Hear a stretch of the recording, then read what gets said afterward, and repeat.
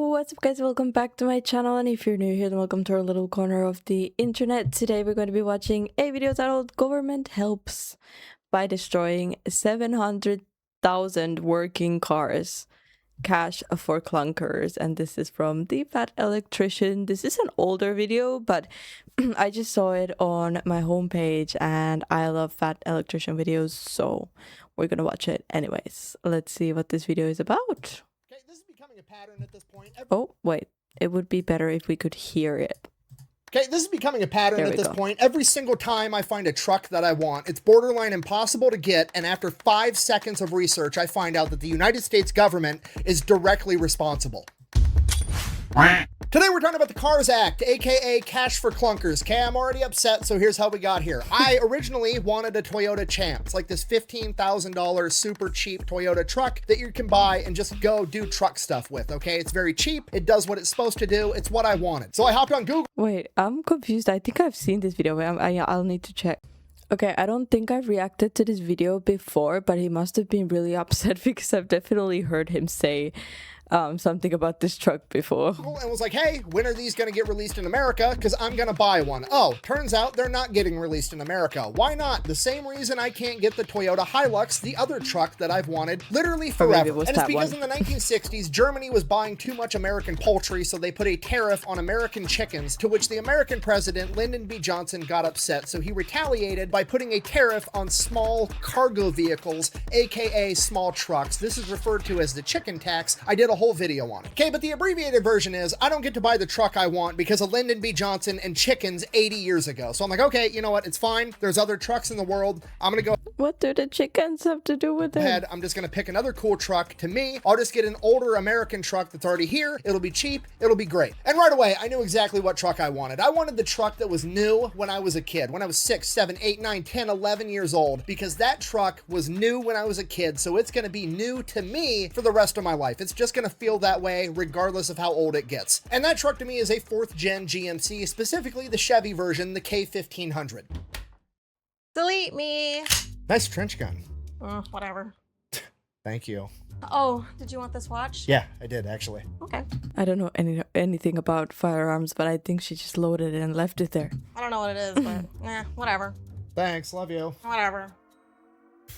This video is brought to you by Delete Me. Super straightforward business. You give them money, they turn around and they make sure the data brokers on the internet are not selling your personal information. Simply put, pretty much any time you go on the internet and you fill out your The Fat Electrician ads are the only ones that I'm not gonna skip. Personal information and you check that little box that says I agree to the terms of service, those terms more than likely mean that they're collecting your personal data. They turn around and they sell that data to data brokers, and then the data brokers sell it to whoever. The good news is these data brokers are legally required to get rid of your information and stop selling it if you ask them to. The hard part is figuring out which data brokers have your info and then filling out all the paperwork to get them to stop selling it. And that's where Delete Me comes in. Once you're using their service, they go through, they check all the data brokers for your personal information, and if they have it, they go ahead and they fill out all the paperwork to have that information taken down automatically. After that, they continue to keep checking and rechecking all these data brokers in case they somehow acquire your information again and start selling it again, and make sure that doesn't happen. So if privacy sounds pretty cool to you, go ahead and check out Delete Me. I'll have a link and a discount code down below. Let's get back to the video. Sorry, anyways, I started looking for a K1500, borderline impossible to find one in good condition. Okay, I finally track one down. It's at a car dealership. It's mint. It's got like 25,000 miles. It's perfect. It's spotless. I want it. Problem, it's like almost $30,000 for a 1998 K1500. So I call the dealership and I'm like, the fuck? Is it like a drag car? Does it have a different engine in it? What the fuck is going on with this truck? Like, no, it's completely stock K1500, 25,000 miles, perfect condition. We want a ton of money for it. And I'm like, why? And the owner of the dealership is like, well, the government crushed all. I think I'm gonna get so surprised, by the way, when I come to America and see the trucks, because I've seen, I think, one American truck here in Europe and it was absolutely massive, and I can't imagine a world where all the trucks are equally as massive as the one that I saw. We want a ton of money for it. And I'm like, why? And the owner of the dealership is like, well, the government crushed all of them, so you're never going to find this truck in good condition. So naturally, I did what I always do. I went home, started looking into it, went down the rabbit hole. Here's what happened. It all started in 2008 when the American housing market crashed. How did the housing market crash? Well, in the years leading up to this, the American government decided, hey, owning a home is part of the American dream. More people should own homes. You know what we should do? We should go put a bunch of pressure on US banks to give loans to people that they know can't afford homes and just do it anyways. This is called a subprime mortgage, and the banks were giving out a ton of of them for the years leading up to 2008. 2008 rolls around, all the people that bought houses they couldn't afford get foreclosed on, ruins the entire housing market, the entire US economy crashes. And when the economy crashes, people don't have a lot of extra money. And when people don't have a lot of extra money, guess what they're not doing? Buying brand new cars. But it's okay. We live in a capitalist society, and what happens when supply remains the same and demand goes down? The prices also go down. The market will regulate and fix itself, right? No, because the government's going to step in and they're going to help. I'm from the government and I'm here to help. So the United States government, in its infinite wisdom, comes out with the CARS Act, aka Cash for Clunkers, and they're going to try to prop up the automotive industry as a way to stimulate the economy. And then, as a little side quest, they're also going to try to save the environment at the same time. So the government allocates $3 billion towards this program, and that $3 billion... This also, by the way, like makes me think that it would be so interesting to have a conversation with this guy, because he knows so much. Like, the information he must have about different things is crazy. So the government allocates $3 billion towards this program, and that $3 billion is going to be spent overpaying for people's used cars. So how this works is anybody that's going to buy a new car, like a Prius or a Camry or a Civic, can trade in their old car, and the government is going to be willing to subsidize paying you between $3,500 and $4,500, even if that's way more than your car is actually worth. The only stipulations are the car has to be running, it has to be a good, reliable vehicle, it has to get 18 miles to the gallon or less, and it has to be registered to you for at least a year. So basically, the government is only interested in buying perfectly good used cars in running condition. And $3 billion divided by somewhere between $3,500 and $4,500 per car ends up being about 700,000 cars that the United States government gets their hands on, which raises the question, what is the United States government gonna do with 700,000 perfectly good running cars? Blow it the f*** up! Okay, I mean, I'm not very bright, I'm just spitballing, but here's what I would do. I would maybe auction off the 700,000 cars so that 700,000 Americans could get a good deal on a running, reliable vehicle so they can make it to work and participate in the economy to help prop up the economy that the US government just crashed. But we got to remember the big picture here, right? Because the US government also is trying to save the environment, and these 700,000 cars get less than 18 miles per gallon, so there's only one thing we can do. We got to fucking destroy them.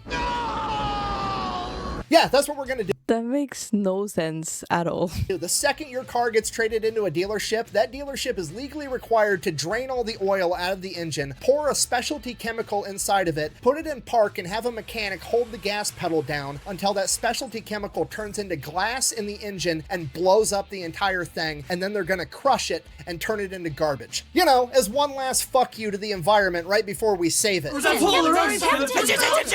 Shut the f*** up, alright? Okay, I'm just gonna level with you. I'm like in awe at this point at how horrible this idea was. There's so many layers of stupidity compounded within itself. I don't even know how. Is there's supposed to be like a whole team of people who are like talking about this, and they came into like that was the conclusion that they had. That's crazy. To continue the video, the government is like King Midas, but instead of everything they touch turning to gold, it just turns to shit. So I guess we'll just make sure that we're all on the same page at this point, okay? In 2008, the United States government is responsible for crashing the US economy, and in 2009, in order to fix it, they said, hey, you know what we should do? Let's take $3 billion that we've extracted from the people whose lives are already suffering. We're gonna take that $3 billion and we're gonna use it to have a fucking used car genocide where we destroy 700,000 perfectly operational vehicles. And you're never gonna guess which vehicle cracked the top 10 for the most crushed by the US government. That's right, the Chevy K1500.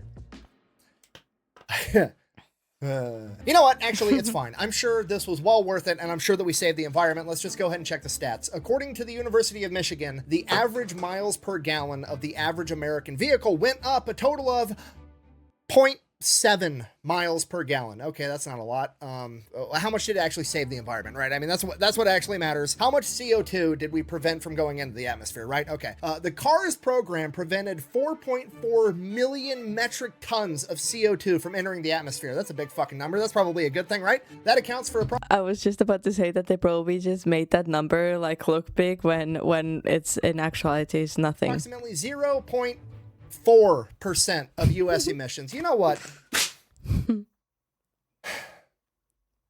Okay, look, I'm not a super intelligent guy. I'm wearing a camouflage hat and a tank top and I live in a cornfield, okay? But hear me out. I feel like every vehicle manufactured has what I'm going to describe as a fossil fuel overhead, okay? Because the manufacturing plant where the car is made, it's got to have power. You get that by burning coal and other fossil fuels, right? So some of it goes there. Then all the workers have to drive their cars to the manufacturing plant to be able to build it, and their cars burn fossil fuels. And then if the manufacturing plant is, I don't know, in Japan, where they manufacture the Prius, the Civic, and the Camry, which were the most sold cars under the Cash for Clunkers program, you gotta ship the car across the fucking ocean using fossil fuels to get it here, okay? Maybe destroying all those cars prematurely before you squeezed all the life out of them wasn't worth the 0.4% you saved on emissions overall.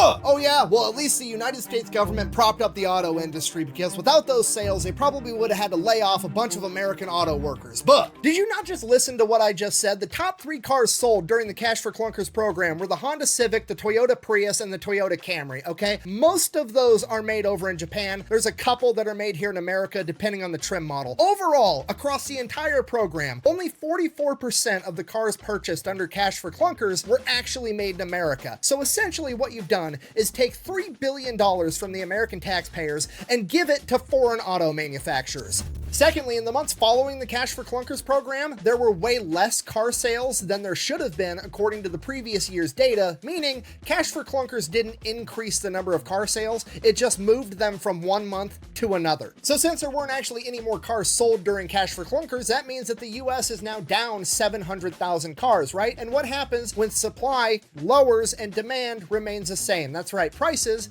go up. The price of a used... I mean, from the beginning, this just made no sense at all. I don't understand why did they come into this conclusion? Like, it's just, I don't know, it goes over my head. This car on average went up about $2,000 after Cash for Clunkers.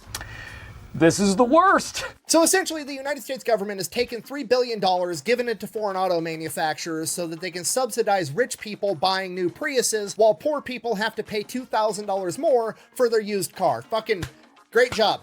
Way to go.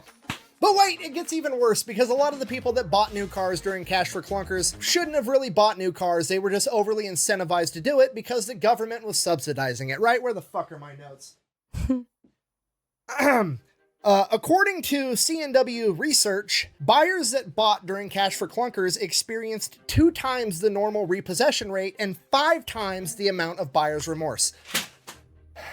It's like a big fat angry slob spending money it doesn't Buyer's remorse. have on crap it doesn't need. Me want more pointless social programs. Yummy, yummy, yum. Okay, I'm calm. Just so we're all on the same page. In the years leading up to the housing market crash, the United I love how he's progressively turning red as well. States government put pressure on banks to sell homes to people that couldn't afford homes. And in 2008, they all got foreclosed on, AKA they got repossessed, and then it crashed the entire economy. And like 6 months later, the United States government's like, brain blast, I know how to fix this, guys. We're gonna go to car dealerships and we're gonna put pressure on them. We're gonna incentivize them. We're gonna subsidize it, whatever words you wanna use. We're gonna convince people that can't afford new cars to buy new cars, and then they're all gonna get repossessed, okay? It's brilliant. I've taken a math class. 2 of the same thing cancel each other out. It's gonna get us out of this mess. So in conclusion, did Cash for Clunkers save the environment? No, not really. It barely made a noticeable dent, and if anything, it probably hurt it more by destroying all the vehicles. But it did at least save a bunch of American jobs. Granted, it saved more Japanese jobs than it did American jobs. But hey, life is all about the silver linings, right? We did, at a minimum, get to keep the poor people in check, because we got to take their money in taxes and then use those taxes to force them to pay $2,000 more for a used car, which back in 2009 was closer to like $3,500, but you know,